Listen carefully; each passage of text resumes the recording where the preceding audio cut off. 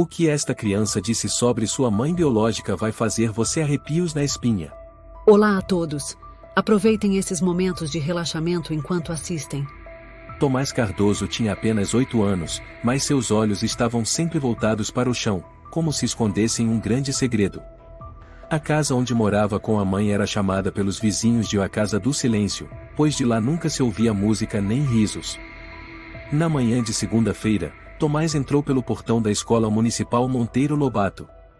Usava um uniforme antigo, com as mangas puídas, e os 2 joelhos cobertos por curativos.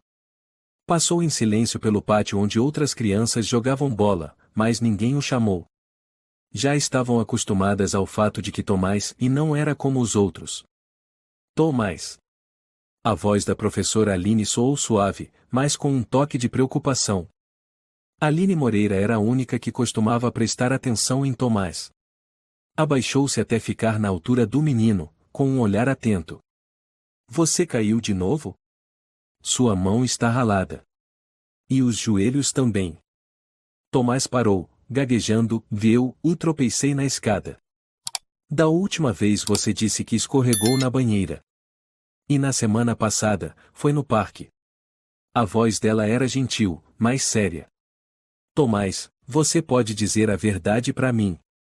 O menino balançou a cabeça, esboçando um sorriso torto, e ninguém acredita em mim. Aline franziu a testa. Por que você diz isso? Tomás sussurrou, com a voz abafada, porque, e minha mãe me bate. Depois ela pede desculpas, mas não é minha mãe. A voz é diferente, parece, e de um homem. Aline ficou em silêncio. Nunca ouvirá um relato tão estranho vindo de uma criança. Ela colocou a mão no ombro dele, Tomás, você tem certeza? Quer dizer, e sua mãe tem algum amigo que mora com vocês? Tomás balançou a cabeça vigorosamente, não. Só eu e minha mãe. Mas às vezes ela olha para mim com um olhar estranho. Ela me chama de um moleque fedido, depois no dia seguinte chora, pede desculpa e mais não olha nos meus olhos. Minha mãe e tem 2 pessoas dentro dela. Na sala dos professores, naquele meio-dia, Aline contou a conversa com Tomás. O diretor, Sr. Henrique, estava com a testa franzida, girando a caneta sobre a mesa. Professora Moreira, disse ele lentamente, essa não é a primeira vez que o menino fala esse tipo de coisa, certo? Não, Aline assentiu. Mas dessa vez, e ele falou com mais detalhes. Sobre a voz, o olhar da mãe. Estou com medo de que ele esteja em perigo. Ou talvez esteja fantasiando? Ele é um menino muito fechado. Pode ter algum distúrbio psicológico. Aline discordou, mas os machucados no corpo dele são reais. Escoriações, hematomas, marcas de impacto nos joelhos. Outro professor, Tomás Lima, interferiu, Inês Cardoso é mãe solteira. O pai sumiu quando o menino ainda era bebê. Ela trabalha como garçonete no bar O Lobo Negro, chega tarde toda noite. Estresse é compreensível. Estresse não é desculpa para bater numa criança, respondeu Aline friamente. Vai ver o menino se machuca sozinho para chamar atenção. O professor Lima deu de ombros. Crianças solitárias, sem amigos, fazem isso com frequência. O diretor Henrique bateu levemente com a caneta na mesa e não podemos tirar conclusões precipitadas. A escola vai registrar o caso e enviar um relatório ao setor de assistência social infantil. Por enquanto, e vamos observar. Mas observar significava e não fazer nada. Naquela tarde, ao sair da escola, Tomás caminhou para casa. No caminho, passou por prédios com rachaduras nas paredes e bares barulhentos com risadas de homens bêbados. Ele parou na mercearia da esquina da Rua do Norte, onde a dona, senhora Patrícia Tavares, costumava lhe dar uma maçã sempre que ele a ajudava a organizar garrafas. Hoje você tá com uma carinha triste, Tomás, disse dona Patrícia enquanto cortava o pão. Foi zoado pelos colegas de novo? O menino ficou em silêncio. Depois de um tempo, murmurou, dona Patrícia, a senhora acredita em fantasmas? Fantasmas? Ela riu. Quer dizer espíritos? Não, e gente viva. Mas tem alguém morando dentro de outra pessoa. A mulher ficou paralisada por alguns segundos e depois perguntou com voz mais suave: quem te falou isso? Tomás encolheu os ombros: eu acho, e que tem alguém morando dentro da minha mãe. Ela colocou a mão no ombro dele, com o olhar escurecido. Você contou isso para alguém? Contei para a professora Aline. Mas, todo mundo acha que eu estou inventando. A senhora suspirou: tem coisas que os adultos não querem acreditar, meu filho. Ao chegar em casa, o menino abriu a porta e entrou na sala iluminada apenas por uma lâmpada amarela pendurada. O cheiro era de mofo. A panela de arroz estava fria. Na mesa, um prato de ovos fritos coberto com uma tampa. Mãe, ele chamou baixinho. Ninguém respondeu. Ele subiu devagar as escadas. A porta do quarto da mãe estava entreaberta. Ele empurrou com cuidado. Inês Cardoso estava sentada na cama, de costas para ele. Os cabelos desgrenhados, a blusa fora do lugar, e o dedo indicador da mão direita batendo ritmadamente na parede. Mãe? Tomás chamou, com a voz trêmula. Ela virou o rosto. O olhar vazio. A voz que saiu era rouca e estranha. Voltou, seu fedelho. Tomás deu um passo para trás. Mãe? Mãe, eu tô com fome. Então se vira. Eu não crio inútil. A voz dela não era a de sempre. Tomás, tremendo, foi até a cozinha. Pouco depois, ouviu passos pesados atrás de si. Não era a mãe, era algo que vinha com ela. Tomás. Ela rugiu. Ele se assustou e deixou o prato cair. Derrubou de novo? Você só sabe atrapalhar. A mão dela desceu como um raio. O som da bofetada ecoou pela cozinha silenciosa.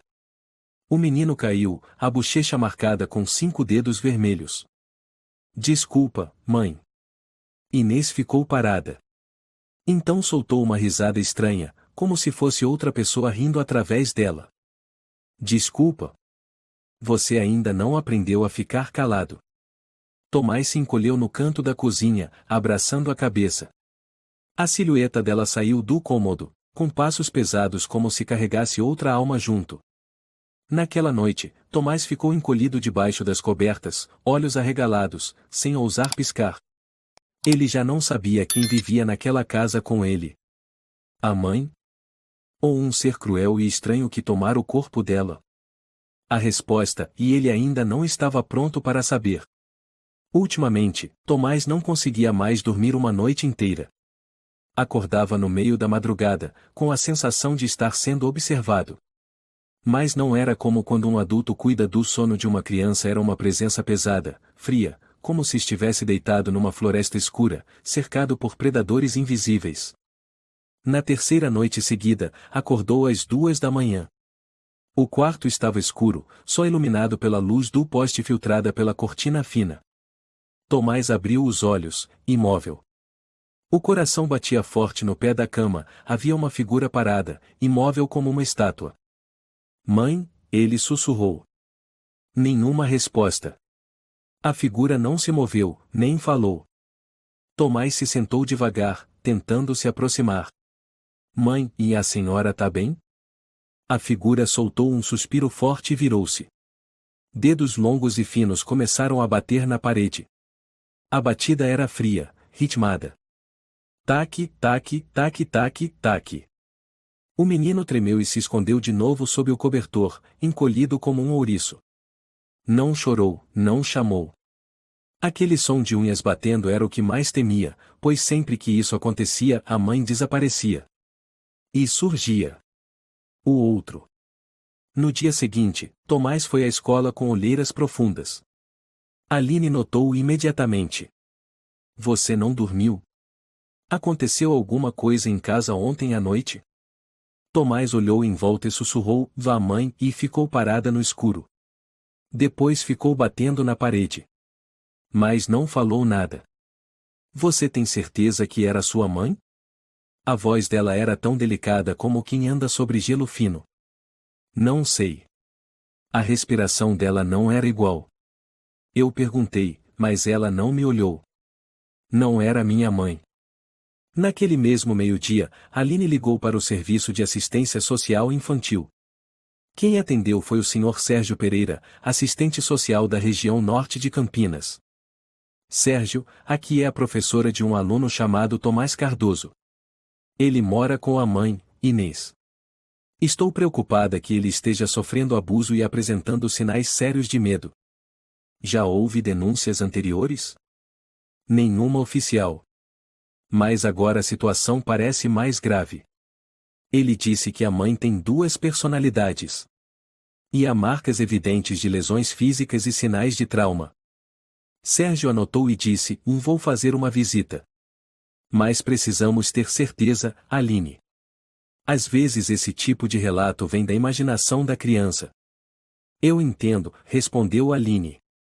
Mas, e se dessa vez for verdade? Naquela noite, o pior pesadelo aconteceu. Tomás estava dormindo quando ouviu batidas na porta do quarto. Toque, toque, toque. Tomás, uma voz sussurrou. Levanta, moleque. Ele abriu os olhos.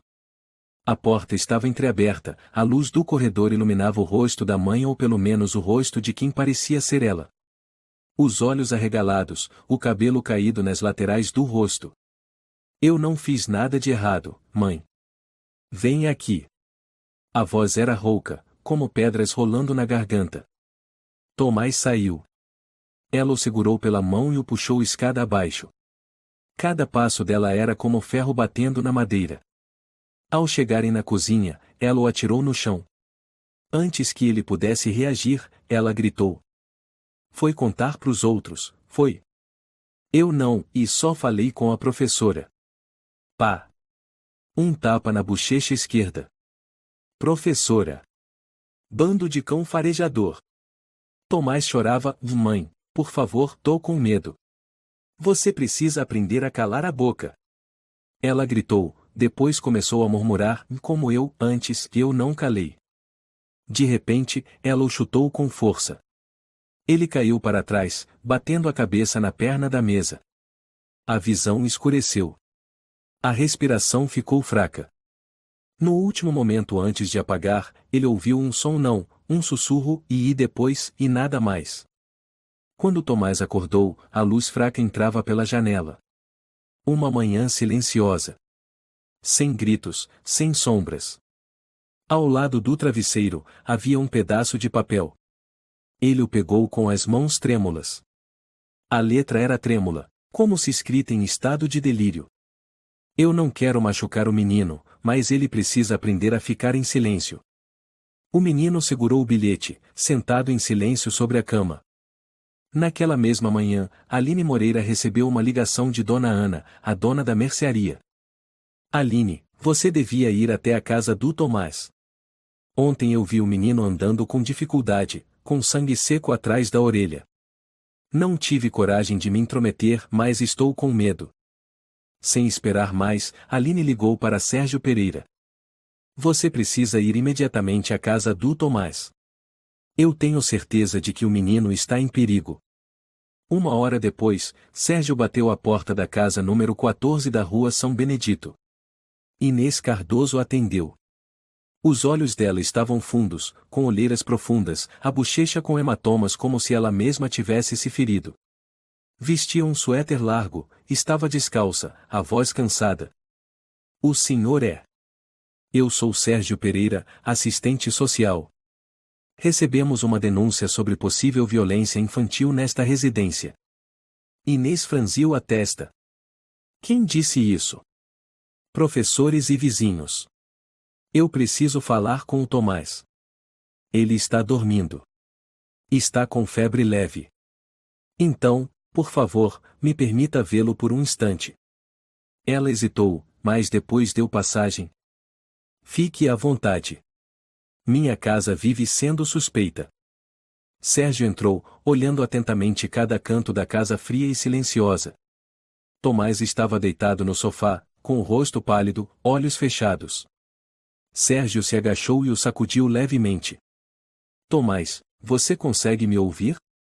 O menino abriu os olhos lentamente, fez um leve aceno com a cabeça. O que aconteceu com você na noite passada? Tomás olhou para a mãe, que estava em pé atrás de Sérgio. Por um instante, o olhar dela pareceu mudar de cor como se outra pessoa tivesse despertado dentro daquele corpo. O menino tremeu e sussurrou. Eu caí da escada. Tem certeza? Sérgio perguntou, tentando manter a voz calma. O menino mordeu o lábio, mas não respondeu mais nada. Sérgio se levantou e virou-se para Inês. Precisaremos acompanhar o caso. Farei um relatório. Inês sorriu com desdém. À vontade. Todo mundo adora julgar. 3 dias depois, o relatório de Sérgio foi enviado à Secretaria de Proteção à Criança da cidade. Mas por falta de provas concretas, o caso foi arquivado. Uma nota foi anexada. Não há indícios claros de violência. A mãe cooperou, sem antecedentes. Relatos da criança são contraditórios, recomenda-se acompanhamento. Ao receber essa notícia, Aline bateu na mesa. Acompanhar? Até o menino morrer? Ninguém respondeu. Numa manhã cinzenta de quinta-feira, Sérgio Pereira voltou à Escola Municipal Monteiro Lobato. Em mãos, o relatório com um carimbo em vermelho, falta de provas. Bateu na porta da sala dos professores, onde Aline Moreira corrigia provas.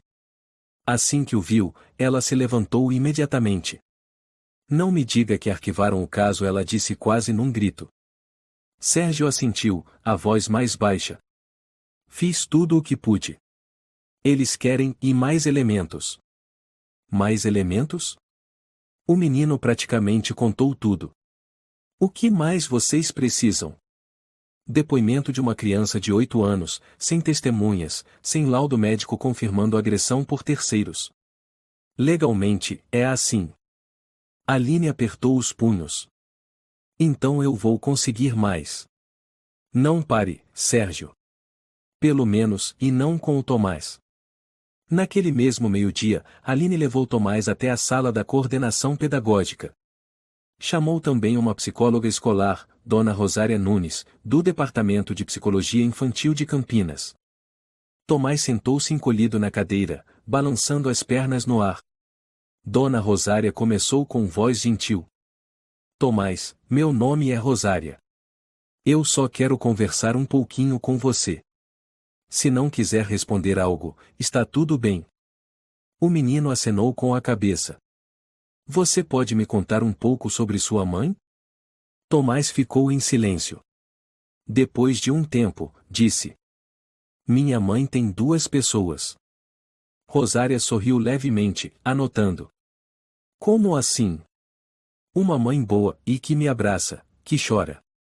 A outra, e nunca me olha. Essa mãe é fria como pedra. Você sabe quando sua mãe muda? Tomás piscou. Quando ela fica em silêncio por muito tempo e depois começa a bater os dedos na parede. Quando ela volta, a voz dela fica rouca, parecendo homem. Voz de homem? Rosária arregalou os olhos.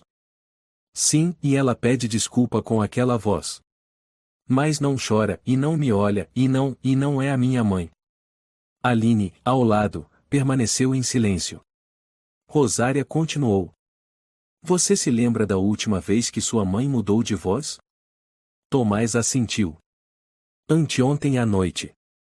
Ela me chamou de o desgraçado e disse que eu merecia aquilo, e mais depois disse eu me desculpa com uma voz igual à de um velho bravo de filme. Me diga uma coisa, Tomás. Você já ouviu outra pessoa falando dentro da casa, além da sua mãe? Não, e só ela e aquele outro. Quem é esse outro? Eu não sei. Mas acho e que ele vive dentro da minha mãe. Rosária parou de escrever. Seus olhos buscaram os de Aline, com um misto de dúvida e angústia.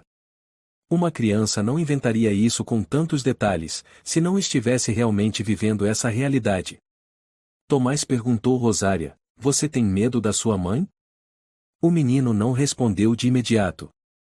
Baixou a cabeça, apertou a barra da camisa com as 2 mãos e lentamente assentiu. Eu tenho medo da minha mãe e não porque ela me bate.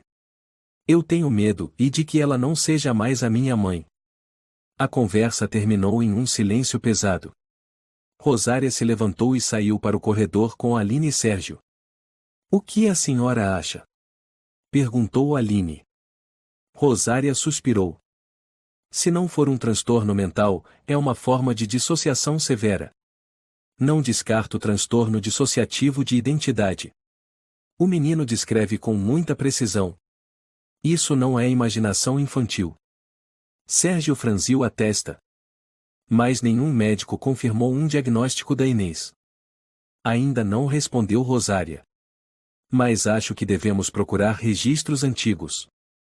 Alguém deve saber disso. Parentes? Vizinhos antigos? Colegas? Sérgio assentiu. Vou tentar seguir essa pista. Naquela tarde, Sérgio foi visitar o Sr. Bernardo Silva, um vizinho antigo que morava 3 casas depois da residência de Inês. Bernardo tinha mais de 60 anos e costumava sentar-se numa cadeira de madeira em frente à sua casa, fumando cachimbo e observando tudo como um guardião do tempo. Boa tarde, seu Bernardo. Sou assistente social. Estou investigando o caso da Inês Cardoso. Bernardo assentiu, soltando a fumaça. Aquela menina sempre foi estranha. Viveu fechada. Mas também foi muito judiada. Como assim? O padrasto dela, o Sr. Marcelo, batia nela quando era pequena. Eu me lembro bem. Toda noite se ouvia grito vindo daquela casa. Sérgio anotava. O senhor sabe onde está o Sr. Marcelo hoje? Ninguém sabe. Depois de uma briga feia, quando a Inês tinha uns 20 anos, ele sumiu. Dizem que foi pro sul. A dona Inês já fez terapia? Já. Quando era mais nova, um médico vinha buscá-la. O nome era, e como era mesmo? Doutora Ferreira, acho. Sérgio anotou o Dr. Lucas Ferreira. No dia seguinte, Sérgio foi até o antigo hospital psiquiátrico no bairro Taquaral, em Campinas.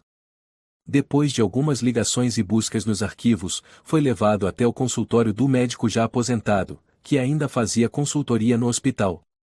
Dr. Lucas Ferreira o recebeu com expressão calma. O senhor está perguntando sobre Inês Cardoso? Sim. Ela está sendo investigada. Suspeitamos de transtorno mental que coloca o filho em risco. O médico assentiu devagar. Eu a tratei. O diagnóstico final foi transtorno dissociativo de identidade. A personalidade alternativa surgiu após anos de abuso físico e psicológico pelo padrasto. O senhor registrou informações sobre essa segunda personalidade? Sim. Chamávamos de o outro. A voz era grave, agressiva. Quando essa personalidade assumia, Inês não se lembrava de nada depois. Ela apresentou melhor após 3 anos de tratamento. Mas depois que engravidou do Tomás, parou tudo. Por quê? A família pediu. Queriam enterrar o passado. Ela desapareceu do sistema. Sérgio franziu o senho. Desde então, ninguém mais acompanhou a condição de Inês? Ninguém. Ele agradeceu e se levantou. Mas antes de sair, o doutor Ferreira segurou seu braço com delicadeza. Aquela mulher uma vez me disse, e se um dia eu machucar alguém de novo, por favor, me tranque. Não ignore isso. Se o outro o voltou, e haverá tragédia. À noite, Sérgio chegou em casa, ligou o abajur e ficou olhando para o relatório. A frase, eu não quero machucar o menino, mas ele precisa aprender a ficar em silêncio estava em negrito, com uma nova anotação ao lado. A personalidade o outro o pode ter retornado. Tomás é a vítima direta. Ele apertou a caneta com força. Aquilo já não era mais um caso comum de violência doméstica. Era a invasão da escuridão na mente de uma mãe e uma criança pedindo socorro no silêncio. A cidade de Campinas estava mergulhada em uma chuva persistente de primavera. Sérgio Pereira carregava uma pasta grossa ao entrar no gabinete do promotor público da prefeitura. Decidiu apostar em se a Secretaria de Proteção à Criança não agia por falta de provas criminais, ele buscaria outro caminho: internação compulsória para Inês Cardoso. Sentada diante dele, a promotora Maria Carvalho, uma mulher de mais de 50 anos, cabelos grisalhos e olhar afiado como lâmina. O senhor acredita que é um transtorno de personalidade grave? Ela perguntou, encarando a palavra o outro no relatório. Sim. O doutor Ferreira confirmou o diagnóstico. Os sinais recentes indicam que essa personalidade violenta está de volta.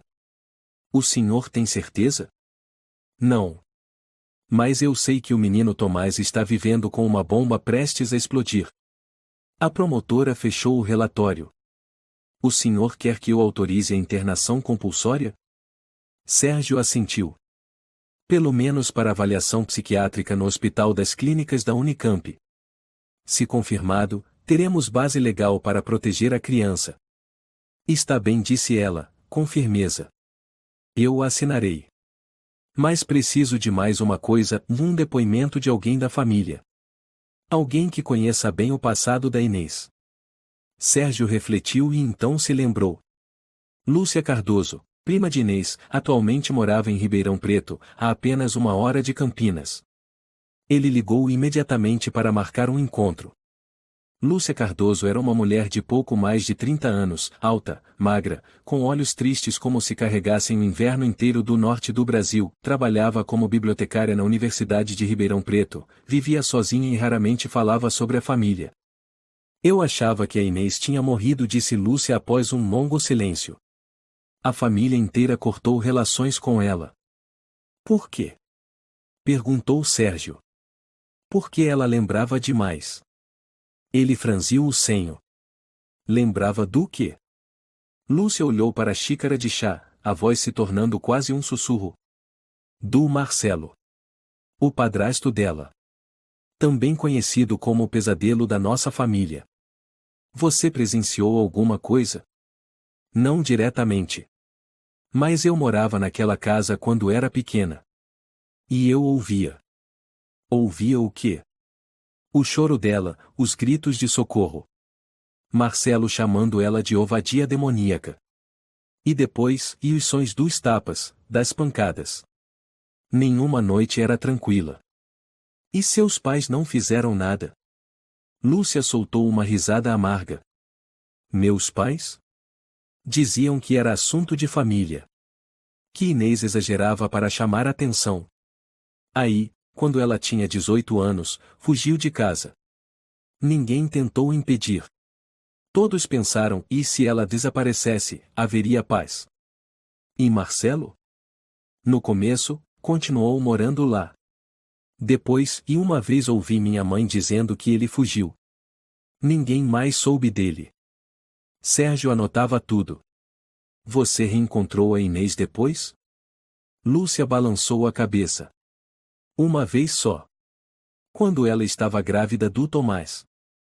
Ela me procurou e disse, é a primeira vez que tenho medo de amar algo. Eu perguntei por quê, e ela não respondeu. Apenas abraçou a barriga e chorou. Você já ouviu o nome ou o outro? Lúcia se sobressaltou. Ela mencionava. Quando era pequena e apanhava, ela dizia, não deixem o outro entrar. Não deixem ele sair. Então o outro é uma personalidade criada pelo trauma. Lúcia assentiu levemente. Ela sempre teve medo de que, em um dia, a sombra dentro dela abrisse a porta e saísse. Sérgio ficou em silêncio. O relato era claro demais. E doloroso demais. Sem esperar mais, voltou de Ribeirão Preto e imediatamente anexou o depoimento de Lúcia ao processo entregue ao tribunal local. 3 dias depois, foi expedida a ordem de avaliação psiquiátrica obrigatória. Inês Cardoso foi encaminhada ao Hospital Santa Marcelina. O médico responsável era o Dr. Samuel Martins, especialista em psicologia forense. Tomás não foi junto. O menino foi acolhido temporariamente no Centro de Apoio Infantil Santa Clara, sob os cuidados da irmã Beatriz e da assistente social Dona Cláudia. No primeiro dia de Inês no hospital, o Dr. Samuel iniciou a conversa. Inês, você sabe por que foi trazida até aqui? Ela ficou em silêncio. Olhava para o chão. Não estamos aqui para julgar. Só queremos entender. Ela suspirou. O senhor acha que eu sou louca? Eu não acho nada. Eu apenas escuto. Mas preciso perguntar, você já sentiu como se outra pessoa vivesse dentro de você? Um longo silêncio. Então Inês disse, bem baixinho. Eu não ouço ele, e mais sei, e que ele está lá. Ele? O outro. Você se lembra do que faz quando o outro aparece? Ela balançou a cabeça, os olhos vermelhos, e eu abro os olhos e o Tomás está caído no chão. Eu vejo sangue. Eu sinto medo. Você foi ferida por alguém no passado? Inês sorriu sem humor. Marcelo. Meu padrasto. Ele gostava de fazer experimentos emocionais com crianças. Experimentos? Me trancava horas dentro de um armário escuro só para ver quanto tempo eu demorava para chorar. Depois dizia, se você ainda chora, ainda está viva. Um dia, eu parei de chorar. E desde então, ele apareceu. Ele ou é o Marcelo? Ele é o Marcelo dentro de mim. Enquanto isso, no centro Santa Clara, Tomás brincava sozinho com um jogo de montar de madeira. A irmã Beatriz observava por perto. De repente, o menino perguntou. Irmã Beatriz, minha mãe foi presa? A irmã hesitou, sua mãe está sendo cuidada. Para que ela possa se sentir melhor. Mas, e se ela não quiser melhorar? Por que você está perguntando isso? Tomás piscou, porquê, e o mal dentro da minha mãe não tem medo de ser preso. Ele só tem medo de ser visto. Dona Cláudia se aproximou e segurou a mão do menino. Tomás, você lembra da última vez que sua mãe te abraçou? Ele hesitou. Sim. Uma vez, e ela voltou ao normal depois que o outro sumiu. Ela me abraçou bem forte. Disse, me perdoa. Eu prometo que vou desaparecer se isso fizer você sobreviver. E como você se sentiu? Eu fiquei com medo dela desaparecer de verdade. No hospital, o Dr. Samuel registrava cada palavra. Após 3 sessões de avaliação, ele emitiu o laudo. A paciente Inês Cardoso possui histórico de transtorno dissociativo de identidade, com manifestação de uma personalidade secundária violenta. O quadro se reativou após longo período sem acompanhamento. Recomenda-se manter afastamento da criança por tempo indeterminado para garantir sua segurança. Sérgio segurava o relatório nas mãos. Sabia que um capítulo de trevas havia se encerrado. Mas outro estava prestes a começar, no capítulo dos crimes enterrados e do silêncio cultivado por décadas. Uma semana após Inês Cardoso ser internada no Hospital Santa Marcelina, Sérgio Pereira recebeu um pacote vindo de um antigo funcionário de arquivo, hoje aposentado. Ele havia trabalhado no Centro de Apoio Familiar da região de Juiz de Fora. Dentro do envelope, havia uma fita cassete antiga, marcada apenas com 2 letras, e acompanhando a fita, havia um bilhete manuscrito. Se você realmente quer saber quem é o outro, ouça isso. Guardei por 20 anos porque ninguém acreditou em mim. Talvez agora seja a hora de trazer isso à luz. Sérgio correu para casa, procurou um toca-fitas antigo no porão, encaixou a fita e apertou o play. Ruídos estáticos, e então, uma voz masculina surgiu, rouca, pesada, como se falasse por uma garganta cheia de pedras. Essa pirralha tem que aprender a calar a boca. Se continuar tagarelando, eu vou amarrar e enfiar ela dentro daquele maldito armário. Sérgio se levantou num salto. Aquela voz, era inconfundível. Igual à que Tomás descreveu. E mais importante, idêntica à voz de Inês quando a personalidade ou outro se manifestava. Ele pausou a fita e ligou imediatamente para Aline Moreira. Aline, preciso que você escute isso. Estou na escola. Aconteceu algo? Não é algo comum. Você tem toca-fitas? No arquivo antigo tem um. Mas estou indo aí agora. Na Escola Municipal Monteiro Lobato, Sérgio colocou a fita sobre a mesa. Aline e Dona Rosária Nunes ouviram juntas. Quando a voz de Marcelo soou novamente, o rosto de Aline empalideceu.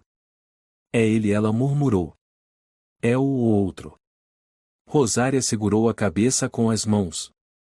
E se a Inês foi exposta a esse tipo de som desde criança, a personalidade secundária não surgiu do nada. Foi, em uma encarnação inconsciente. O que está dizendo? Perguntou Aline. Isso acontece quando uma criança sobrevive imitando a voz do agressor. Com o tempo, essa personalidade assume o corpo. Inês não só foi traumatizada, ela foi programada para se tornar Marcelo. Sérgio assentiu, o olhar firme. Eu vou encontrá-lo. Marcelo não está morto. Eu tenho certeza. E em que você se baseia? Rosária quis saber. Não há registro oficial de morte. Nenhum documento. Só boatos. E se essa fita ainda existe, é porque quem enviou sabe onde ele está. Sérgio iniciou uma investigação. Vasculhou antigos registros civis no cartório de Campinas, depois expandiu para Juiz de Fora, Jundiaí, São João del Rei. Até que, numa tarde, encontrou uma pista sutil, mas promissora, de Marcelo Rodrigues estava desaparecido desde 1999, sem certidão de óbito, sem registro de saída do país. Em um cadastro administrativo de 2005, alguém com nome semelhante Marcos Nascimento havia se registrado como diretor de uma casa de repouso particular em Sorocaba, Residência Lar São José. Sérgio foi até lá, levando uma foto antiga de Marcelo fornecida por Lúcia Cardoso. Foi recebido por uma jovem recepcionista chamada Clarice. Boa tarde. Sou o assistente social Sérgio Pereira. Gostaria de fazer algumas perguntas sobre o Sr. Marcos Nascimento. A moça franziu a testa. Nosso diretor? Aconteceu alguma coisa? É apenas uma verificação de antecedentes. Posso ver uma foto dele? Claro. Um momento. 5 minutos depois, ela voltou com o retrato pendurado no corredor da residência. Sérgio olhou fixamente, o coração apertado. Era ele. Mais velho, mas com o mesmo olhar, olhos de cobra disfarçada de homem. Ele tem família? Perguntou Sérgio. Não. Nunca vimos ninguém visitá-lo. Vive sozinho, é muito reservado. Você poderia me mostrar o prontuário funcional dele? Desculpe, só com ordem judicial. Sérgio assentiu. Entendo. Mas, por favor, tome cuidado. Ele pode não ser quem parece ser. No dia seguinte, Sérgio conseguiu uma ordem judicial para averiguar a identidade de Marcos Nascimento. Ele foi até a Lar São José acompanhado dos policiais locais Sargento Joaquim Correia e Cabo Raul Gomes. Marcelo estava no escritório, assinando papéis. Ao ver Sérgio entrar, levantou os olhos e perguntou com a voz rouca. Quem é você? Marcelo Rodrigues? Não conheço esse nome. Sou Marcos. Sérgio colocou a foto antiga sobre a mesa. Então quem é esse? Marcelo lançou um olhar breve à foto. Apertou os lábios. Não respondeu. O sargento Correia se aproximou. O senhor está sendo intimado para reabrir investigações de abuso infantil ocorridas entre 1987 e 1995. Temos mandado de prisão para conduzi-lo à delegacia. Marcelo riu alto, com uma risada seca. Mais de 30 anos depois? Agora vocês se importam? Procurando por quem bateu em criança. Quem nunca? Sérgio cerrou os punhos. Estamos procurando o homem que criou um monstro dentro da própria filha. Marcelo parou de rir. Os olhos frios como aço. Aquela idiota, e foi falar com gente de fora. Raul colocou as algemas, pressionando Marcelo contra a mesa. O senhor tem direito de permanecer em silêncio. Tudo o que disser poderá ser usado contra o senhor no tribunal. Marcelo soltou um riso sarcástico, mas não resistiu. A notícia da prisão de Marcelo Rodrigues se espalhou como fogo em mato seco. A imprensa mergulhou no caso. As emissoras de TV locais transmitiram a cena completa da prisão com o título "Um demônio na velhice" e o diretor de asilo é acusado de torturar a própria filha por anos. No hospital, ao ver a reportagem, Inês chorou. Ele ainda está vivo. Ele ainda está vivo. O doutor Samuel perguntou. O que a senhora sente? Inês balançou a cabeça. Nem raiva. Nem dor. Só pena. Por ter deixado ele viver dentro de mim por tanto tempo. No centro Santa Clara, Tomás assistia à TV ao lado da irmã Beatriz. Ao ver a imagem de Marcelo sendo escoltado, virou o rosto. A irmã colocou a mão em seu ombro. O que foi, meu filho? Tomás sussurrou. A voz dele. Eu conheço aquela voz. Foi quem sussurrou nos sonhos da minha mãe. A irmã apertou sua mão com firmeza. Agora ele foi exposto. Ninguém mais pode te machucar. Tomás olhou para a janela. Lá fora, começava a chover. Mas dentro de si, algo parecia começar a se partir. Na manhã de segunda-feira, o Centro Santa Clara recebeu uma notificação especial do Tribunal de Tutela de Menores da cidade de Campinas. Como parte do acompanhamento psicológico contínuo e para avaliar melhor a interação entre mãe e filho, uma visita supervisionada entre Inês Cardoso e Tomás seria realizada na casa da família, sob vigilância direta de um assistente social. Sérgio Pereira recebeu a missão. Ao saber da decisão, hesitou. Não sei se é o momento certo. Rosária Nunes, psicóloga consultora que o acompanharia, assentiu. Entendo sua preocupação. Mas se não dermos essa oportunidade, será difícil avaliar se a personalidade principal da Inês ainda tem algum controle. Interviremos imediatamente ao menor sinal de risco, Sérgio frisou. Tomás não recusou a visita. Fez apenas uma pergunta. Minha mãe já está curada? Rosária respondeu com doçura. Ela está se esforçando muito. Então eu vou encontrar a mãe, ou o outro? A pergunta ficou suspensa no ar.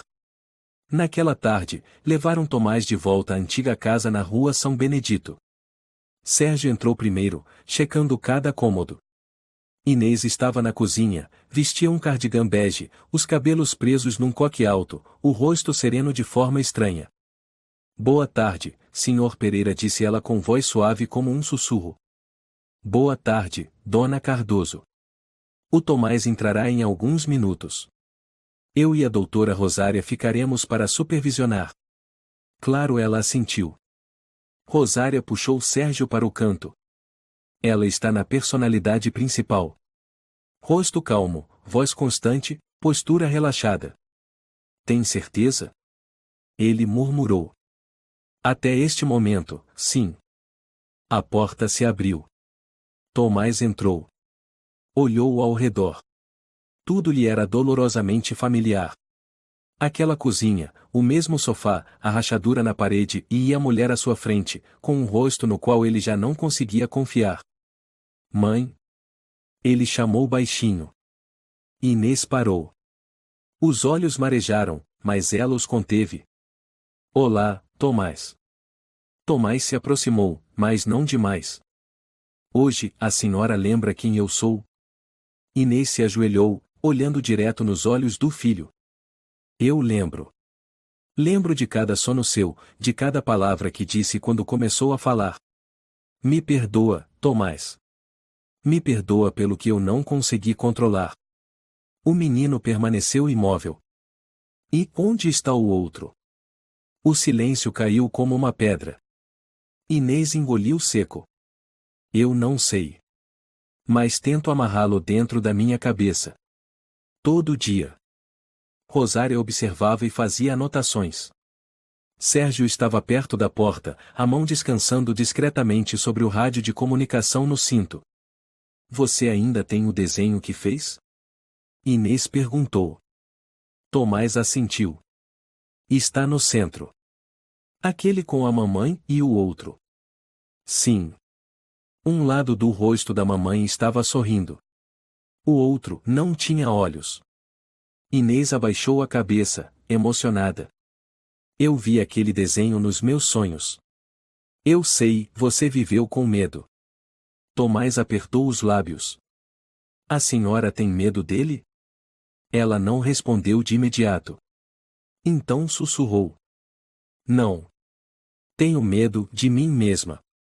De repente, ela começou a tremer. As mãos se contraíram, os olhos se arregalaram. Rosária se levantou.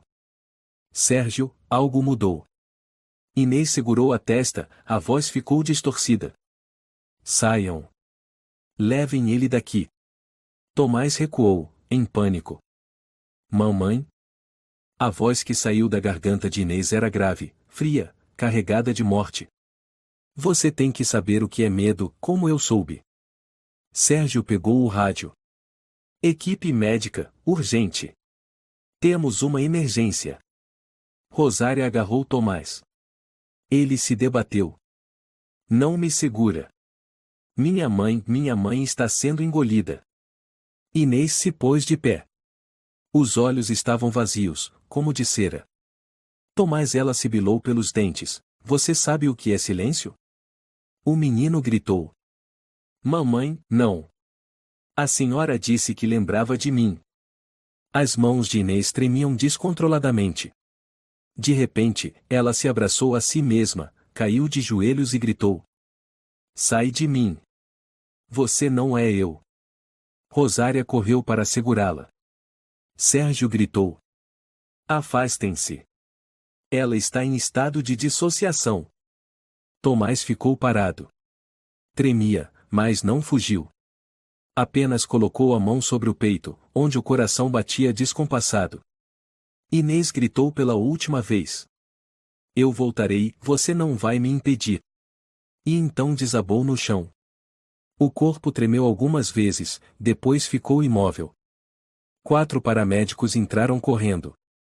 Um verificou os batimentos. Outro aplicou um sedativo. Vamos transferi-la imediatamente de volta ao hospital. Sérgio assentiu. Rosária abraçou Tomás e sussurrou.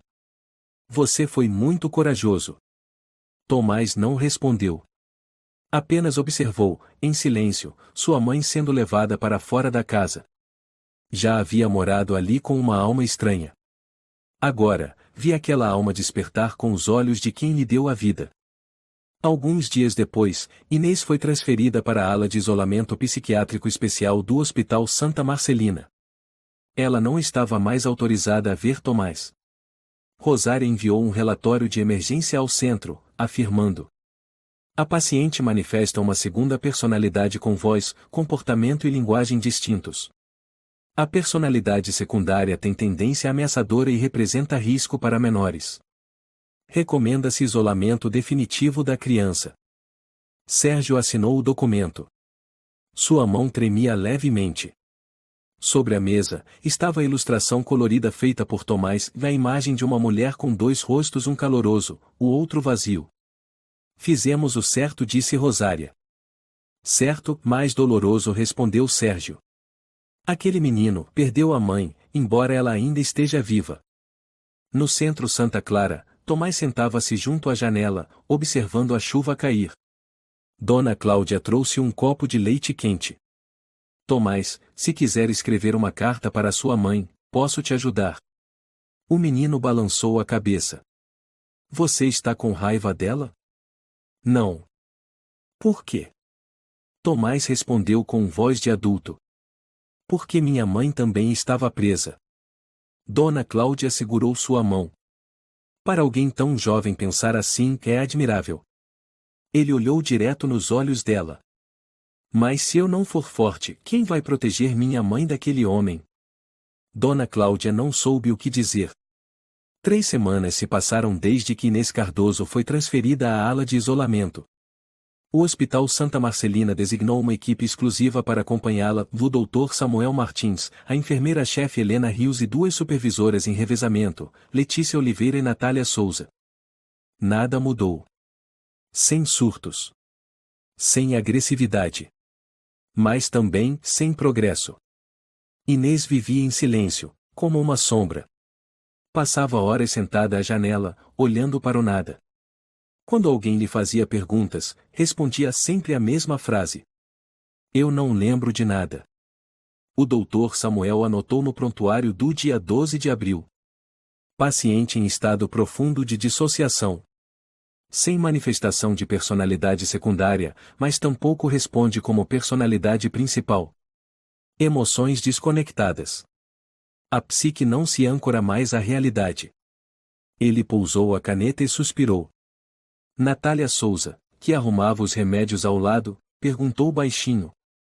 O senhor acha que ela ainda pode voltar à sociedade? Samuel balançou a cabeça. Não enquanto não enfrentar a si mesma. Ela está presa entre não ser ninguém. Natália olhou pela janela. Mas ela tem um filho. Justamente por isso ela se despedaçou, murmurou Samuel. Algumas pessoas engravidam tentando fugir da escuridão. Mas acabam trazendo a escuridão junto. No centro Santa Clara, Rosária Nunes voltou para a avaliação periódica de Tomás. O menino parecia mais magro, o rosto mais comprido, os olhos sem o brilho infantil de antes. Você tem dormido bem? Perguntou Rosária. Eu sonho muito. Com o quê? Minha mãe parada na porta. Não para me olhar e mais para vigiar o outro. Ela tem medo de que ele escape. Você acha que ele ainda está dentro da sua mãe? Tomás assentiu, depois ergueu os olhos. Mas agora ela não briga mais com ele. Por que acha isso? Porque ela não chora mais. Rosária anotou, então perguntou baixinho. Você gostaria de vê-la? O menino ficou em silêncio por um tempo. Depois respondeu. Se minha mãe ainda estiver lá dentro, e eu quero dizer adeus. No dia 20 de abril, após várias reuniões com o Dr. Samuel, Rosária, Sérgio Pereira e um representante do Tribunal de Tutela, uma decisão rara foi tomada de permitir que Tomás visse Inês uma única vez, em uma sala segura e monitorada. O encontro foi marcado para a tarde, em uma sala branca, pequena, sem objetos perigosos. Apenas uma mesa, duas cadeiras e um espelho unidirecional, através do qual Sérgio, Rosária e Samuel observavam de fora. Inês foi levada primeiro. Sentou-se em silêncio. O olhar perdido nas próprias mãos. Mãos agora marcadas por veias salientes e unhas curtas, roídas até sangrarem. A porta se abriu. Tomás entrou. Ele ficou diante da mãe por alguns segundos em silêncio, depois puxou a cadeira e sentou. Seu rosto já não era o de um menino de 8 anos, mas o de uma criança que viu crueldades demais. Inês levantou lentamente a cabeça. O olhar dela encontrou o do filho. Não havia gritos. Nem descontrole. Apenas uma mãe. Oi, meu filho, ela disse baixinho. Oi, mãe. Inês apertou os lábios. Eu não sei se você ainda quer olhar para mim. Eu não sei se a senhora ainda é a minha mãe. Ela fechou os olhos e assentiu devagar. Você tem razão. Eu não vim aqui para perguntar se a senhora fez ou não. Eu sei que a senhora não lembra. Obrigada, ela sussurrou. Tomás uniu as mãos, os olhos marejados. Eu só vim perguntar por quê. Inês ficou imóvel. Aquela pergunta era um abismo. Eu já pensei que te colocar no mundo era a forma de encontrar um motivo para viver. Mas eu não sabia que a parte escura dentro de mim teria inveja disso. Aquela pessoa era ele, não era? Era ele, respondeu Inês, com os lábios tremendo. Mas também era eu. Porque fui eu quem deixou ele ficar. Tomás se recostou na cadeira. Eu tive tanto medo da senhora que cheguei a desejar não ter nascido. Inês começou a chorar. Pela primeira vez desde que entrou no hospital. Você sabia que, em alguns dias, eu acordava e via seu rosto cheio de hematomas e não sabia por quê? Eu só queria morrer naquele instante. Então por que não se entregou? Porque eu fui covarde. E porque eu tinha medo de que, se contasse, perderia você para sempre. Tomás ergueu o olhar. A senhora já me perdeu. Inês assentiu. Eu sei. Os dois ficaram em silêncio. Do lado de fora da sala, Rosária levou a mão ao peito, com lágrimas escorrendo. Sérgio sussurrou. É a primeira vez que esse menino pode escolher perdoar. Nem que seja só por dentro. Na sala, Inês tirou do bolso um objeto pequeno que os médicos autorizaram levar, um pedaço de papel velho. Eu escrevi isso quando você tinha 3 anos. Mas nunca tive coragem de te entregar. Ela empurrou o papel na direção do menino. Tomás abriu. A letra era torta. Se um dia eu te machucar, não acredite que é porque não te amo. É porque deixei o demônio se disfarçar de amor. Tomás leu e colocou o papel sobre a mesa. Não disse nada. Depois, levantou-se e caminhou até a mãe. Inês ergueu a cabeça, as mãos tremendo. Tomás. Ele não disse uma palavra. Apenas se abaixou e a abraçou. Um abraço curto, sem aperto, mas suficiente para dizer: você ainda é humana. E eu reconheço isso. Inês chorava sem som. Murmurou entre lágrimas. Eu não sou mais sua mãe. Eu só espero que alguém me detenha. Tomás sussurrou. Eu fiz isso. Depois do encontro, Tomás voltou ao centro. Ficou em silêncio o resto da noite, não falou com ninguém. Até que, quando Dona Cláudia chegou para ler a história da noite, ele falou. Tia Cláudia. O que foi, meu bem? Se eu perdoar minha mãe, isso é errado? Ela o olhou e se sentou ao lado da cama. Ninguém está errado por escolher perdoar. Errado é pensar que precisa esquecer para perdoar. Eu não esqueci.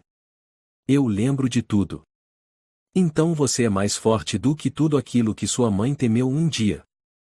Na manhã seguinte, Rosária enviou seu relatório final ao tribunal. A criança não se encontra mais em estado de pânico. Embora ainda existam traços de trauma, sua capacidade emocional demonstra um processo de autossuperação notável. O último abraço não apagou as feridas. Mas foi a base para uma nova escolha: viver sem carregar ódio. A história de Inês Cardoso terminava ali, como uma fotografia com as bordas queimadas. Uma mãe que já não era ela mesma. Um menino que cresceu na escuridão de 2 pessoas, uma que o gerou, e outra que vivia à espreita para destruí-lo. Mas ele saiu de lá. Não com vitória. Mas com um abraço. O abraço da parte humana que ainda restava dentro de uma alma aparentemente despedaçada. As notícias sobre Marcelo Rodrigues, o diretor do asilo de Sorocaba preso por abusar da própria filha durante a infância, se espalharam rapidamente pelos jornais do Brasil. A TV Globo, jornais locais como o Estadão, e até a Folha de São Paulo estamparam manchetes. O fantasma do passado, o diretor de asilo é o agressor da própria filha por mais de uma década. O caso tornou-se imediatamente o centro das atenções públicas. Não apenas pela crueldade, mas também pelos quase 30 anos vivendo foragido, sob identidade falsa, no meio da sociedade. No gabinete da promotora Maria Carvalho, Sérgio Pereira apresentava o dossiê da investigação ampliada.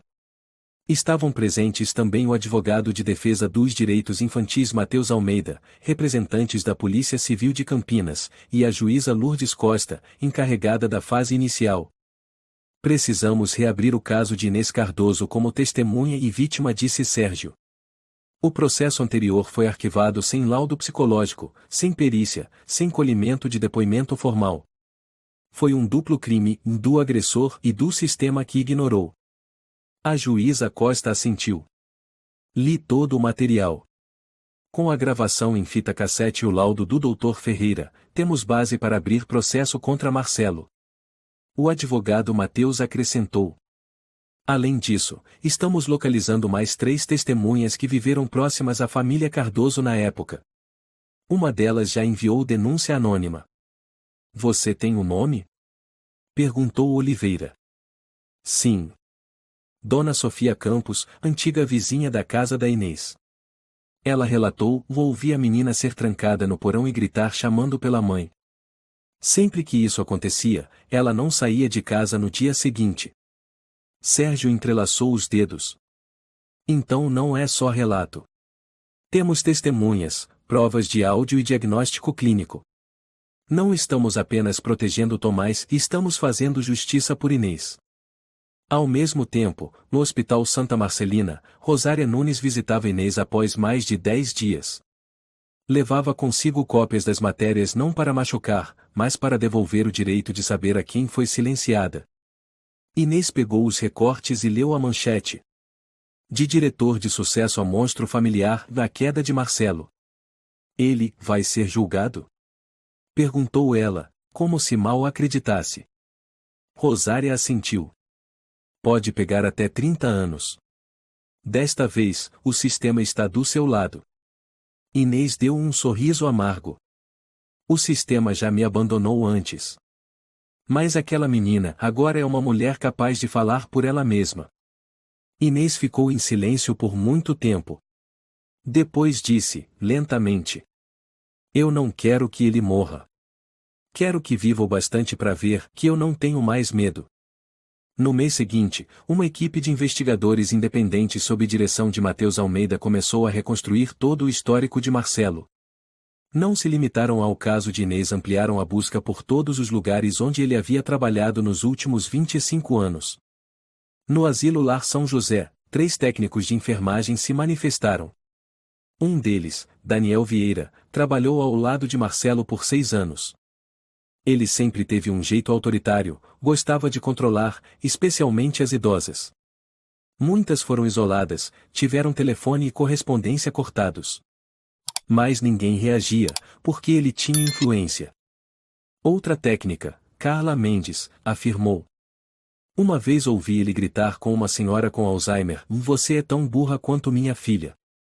Quando questionei, ele só disse: disciplina é o maior ato de misericórdia. Matheus reuniu todos os depoimentos e anexou ao processo de acusação. Em meados de junho, iniciou-se a audiência preliminar no Tribunal Regional de Sorocaba. Sérgio e Rosária acompanharam Inês pela entrada dos fundos, longe da imprensa. Levaram-na à sala de preparação de testemunhas. A senhora pode parar a qualquer momento, disse Rosária. Ninguém vai forçá-la a reviver o que for insuportável. Inês olhou pela vidraça. Do outro lado, Marcelo estava sentado com seu advogado. Estava visivelmente mais velho que na foto dos jornais, mas ainda com o queixo erguido e o olhar arrogante.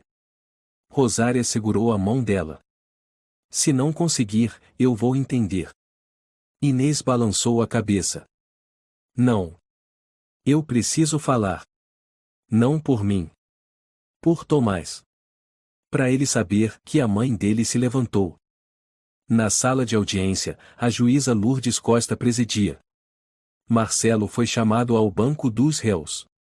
Usava terno cinza, calmo, as mãos repousando sobre a mesa como se estivesse em mais uma reunião. Quando a juíza perguntou: o senhor se identifica como Marcelo Rodrigues, nascido em 1953 em São João del Rei? Ele deu um sorriso sarcástico. Esse homem morreu há muito tempo. Então o senhor nega ter abusado de Inês Cardoso? Ela fantasiou tudo, deu de ombros. Hoje em dia todo mundo é vítima.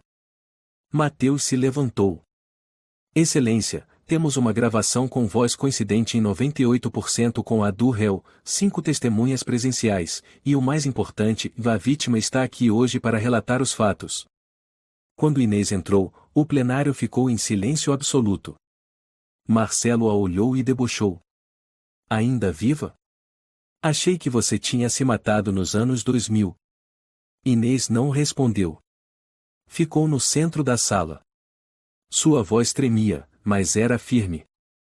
Eu sou Inês Cardoso. Fui a menina que o senhor trancou num armário. A adolescente que o senhor chamava de animal. A pessoa que o senhor ensinou que só em silêncio se podia ser amada. Marcelo deu uma gargalhada. Drama barato.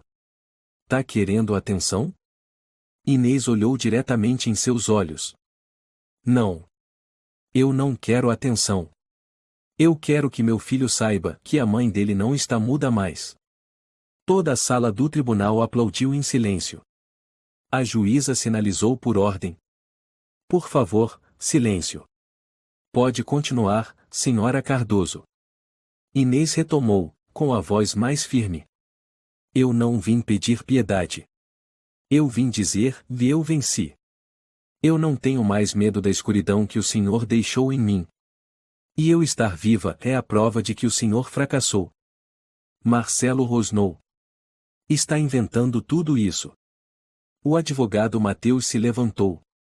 Temos o laudo de 3 médicos independentes que confirmam que a senhora Cardoso foi diagnosticada com transtorno dissociativo de identidade causado por abuso na infância. A personalidade o outro tem 96% de similaridade vocal com o réu, segundo análise da fita cassete. A juíza assentiu. Os autos estão completos. O julgamento oficial será realizado em até 30 dias. Ao sair do tribunal, Inês se virou para Rosária e disse baixinho. Ele não me assusta mais. Por que você o superou? Inês balançou a cabeça. Porque, pela primeira vez, eu o vi pequeno.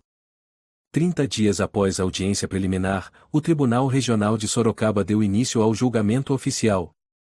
Marcelo Rodrigues, também conhecido como Marcos Nascimento, foi julgado por crimes de abuso, violência física e psicológica prolongada contra menor de idade, violação de dignidade humana, falsidade ideológica e obstrução da liberdade individual. O tribunal estava lotado. Jornalistas se acotovelavam fora dos portões de ferro. Entre os assentos do público, estavam também idosos que viveram no asilo Lar São José, pessoas que já haviam sentido o peso frio da autoridade de Marcelo. A juíza Lourdes Costa presidia. Com a toga negra, bateu o martelo. O tribunal está em sessão. O réu deseja fazer uma declaração final? Marcelo caminhou até o centro, com a mesma postura altiva, mas os olhos já não tinham o brilho frio de antes. Não nego que fui severo. Eduquei, disciplinei. E se essa sociedade chama isso de abuso, então é a sociedade que está errada. Mateus Almeida se levantou para rebater. O senhor não está sendo julgado por ser severo. Está sendo julgado por ter destruído um ser humano. Por ter plantado na mente de uma criança tanto medo que ela precisou criar uma cópia sua para sobreviver. O ar na sala ficou pesado. Mateus encarou a juíza. Requeremos a pena máxima, 30 anos de prisão sem possibilidade de perdão, conforme o artigo 173.2 do Código Penal Brasileiro. Após 3 horas de deliberação, a juíza leu a sentença. O tribunal condena Marcelo Rodrigues a 30 anos de prisão sem direito a indulto. O réu será encaminhado à unidade especial de Juiz de Fora, sem acesso à mídia e sem possibilidade de liberdade condicional. A sentença soou em meio a soluços. Marcelo não reagiu. Mas ao passar por Inês, ele se virou e disse baixo. Você também está presa. Dentro da sua cabeça. Inês o encarou, sem piscar. Mas eu tenho uma saída. A notícia da condenação correu por todo o Brasil. Em uma entrevista exclusiva à TV Globo, o repórter perguntou a Sérgio Pereira. O senhor considera Inês Cardoso uma vítima ou uma culpada? Sérgio respondeu, sem hesitar. Ela é uma vítima. Mas uma vítima que escolheu se levantar. E isso a torna uma das pessoas mais fortes que já conheci. No centro Santa Clara, Dona Cláudia entrou no quarto de Tomás numa tarde de verão. Tomás, chegou uma carta para você. O menino abriu. Papel branco, letra ligeiramente inclinada. Primeira frase. Se você está lendo esta carta, significa que eu não gritei nos seus sonhos esta noite. Obrigada por não fechar seu coração. Tomás leu até o fim. No final da carta, havia apenas uma frase. Se um dia você não tiver mais medo de mim, eu gostaria de te abraçar não para pedir perdão, mas para lembrar que em você venceu. Ele dobrou a carta. Ficou sentado por muito tempo. E então disse baixinho. Eu quero ver minha mãe. Após consulta com o Dr. Samuel e Rosária, a segunda visita foi autorizada desta vez no centro de tratamento, no jardim externo, com sol, canto de pássaros e fileiras de hortelã. Inês estava sentada num banco de pedra, cabelos cortados curtos, rosto sem maquiagem, simples e serena. O menino entrou no jardim, ainda segurando a carta. Os dois se olharam por alguns segundos. Nenhuma palavra. Então Inês se levantou devagar. Tomás se aproximou. Bem perto. A senhora ainda sonha comigo? Sim, ela respondeu, a voz embargada. No sonho você não chora mais. E eu não preciso pedir desculpas. E a senhora ainda vê o outro? Inês balançou a cabeça lentamente. Não. Porque eu deixei a luz entrar. Tomás ergueu a carta. Eu li tudo. Eu entendi. Eu espero que você nunca precise entender.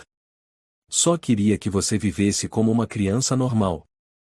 Mas eu não sou normal, respondeu o menino. Eu sou quem te abraçou, quando ninguém mais teve coragem de te tocar. Inês desabou em lágrimas. Pela primeira vez, chorou não por dor, mas por saber que ainda era capaz de sentir. Tomás se aproximou e colocou a mão no ombro dela. A senhora já venceu. E eu ainda estou aqui. Em setembro, Tomás foi oficialmente transferido para viver com a família adotiva o casal de professores de artes João Ribeiro e Teresa Rocha, em São João del Rei. Eles haviam sido voluntários no Centro Santa Clara e conquistaram a confiança do menino. Antes de sair do centro, Tomás foi perguntado: quer levar alguma coisa? Ele pediu apenas uma coisa, no desenho da mãe com 2 rostos. Por que escolheu isso? Perguntou Dona Cláudia. Porque me lembra que eu não inventei nada. Tudo foi real. Mas eu saí de lá. Anos depois, Tomás Cardoso apareceu no programa de rádio Vozes Silenciadas, especializado em entrevistar sobreviventes do passado. Quando o apresentador perguntou: você perdoou sua mãe? Tomás sorriu. A voz de um jovem firme e sereno. Eu não perdoei porque ela era inocente. Eu perdoei porque ela lutou para me amar com o que restava de humanidade nela. A plateia ficou em silêncio. O apresentador apenas disse: você é a prova de que até no inferno podem nascer sementes de vida. Em uma salinha de uma clínica de reabilitação psicológica feminina em Juiz de Fora, Inês Cardoso trabalha atualmente na biblioteca interna. Uma vez por mês, ela recebe uma carta desenhada à mão. Sem remetente. Apenas 3 palavras em cada uma. Ainda estou aqui. Essa história é um lembrete profundo de que feridas psicológicas, se não forem curadas, continuam a se espalhar até entre gerações. Inês não foi apenas vítima, mas também prova viva da força humana diante da própria escuridão. Tomás, mesmo tão pequeno, escolheu perdoar não por esquecer, mas por compreender. A maior lição de todas: a justiça não vive só no tribunal. Ela nasce quando alguém tem coragem de romper o silêncio, se levantar e dizer: eu não tenho mais medo. Se você gostou desta história, convidamos você a dar um like e se inscrever em nosso canal. Seu apoio nos motiva a continuar trazendo histórias comoventes quase todos os dias.